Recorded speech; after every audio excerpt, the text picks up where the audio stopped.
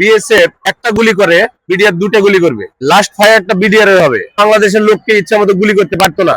আমাদের ইউনিট ছিল 29 rifle battalion. আমরা সদর রাইফেল ব্যাটালিয়নে ঢাকাতে আসি কোর্স করার জন্য। 3-4 মাস আমাদের তদন্ত হয়। তদন্ত হয়ে 2100 লোক কারাগারে নেই। আর আমরা যারা পিলখানায় ছিলাম, চাকরি করছিলাম, এই 2100-র ভিতর থেকে 850 জন চার্জশিট দেয়।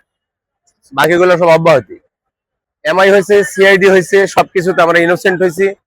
আমরা ইচ্ছা মতো চাকরি করছি, সরকার রেশন দিচ্ছে, বেতন দিচ্ছে, বর্ডারে পাঠাচ্ছে, অস্ত্র দিচ্ছে, আমরা চাকরি করে বেড়াচ্ছি। আবার ইউনিট থেকে ডেকে নিয়ে আসে এই 850 জন যে চার্জশিটের নাম দিচ্ছে তাদের বিরুদ্ধে সাক্ষী দিতে হবে। পরবর্তীতে আমরা মিথ্যা সাক্ষী তখন দিলাম না, আমাদেরকে অ্যারেস্ট করে জেলে পাঠিয়ে দিল। আমি আরেকজনের বিরুদ্ধে সাক্ষী না দেওয়ার কারণে আমাকে ফোর্সিবলি জেলে পাঠিয়ে দেওয়া হলো। 26 মাস পরে 4 বছর কারাদণ্ড দেওয়া হয়েছে আমাদের। চাকরির বয়স হলো 18 বছর, এখন আমার বয়স 40 বছর হয়ে গেছে। 2029 সালে পেনশন ছিল। বিদ্রোহের যে তকমা, বিদ্রোহের যে কালিমাটা আমাদেরকে লিপি দেওয়া হয়েছে, এতে আমরা আত্মীয় স্বজনের কাছে, শ্বশুর শাশুড়ি, পাড়া প্রতিবেশী সবার কাছে আমরা উঁচু মুখ দিয়ে দাঁড়াতে পারি না। আমরা নিরপরাধ হওয়া সত্ত্বেও আমাদের বাচ্চাদেরকে ভালো স্কুলে লেখাপড়া করতে পারি না।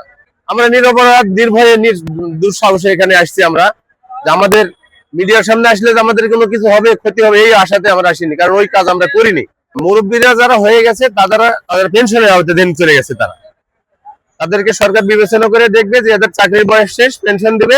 আর যাদের যেমন ফিট বডি আছে, যাদের চাকরির বয়স আছে, তাদেরকে সরকার পূর্ণ বল দিল।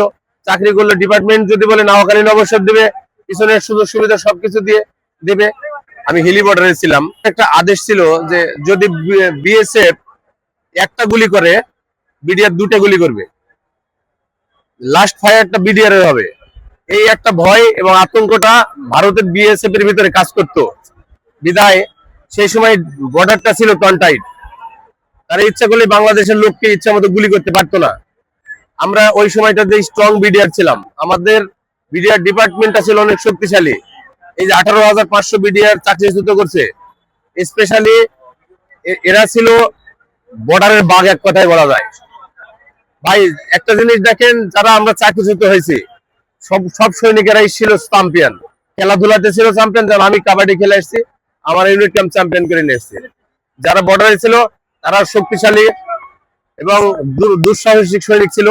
স্পেশালি ডিপার্টমেন্টের মেরুদণ্ডটা ভেঙে দিয়েছে, ভালো ভালো সৈনিক গুলোকে মাজা ভেঙে দিয়েছে।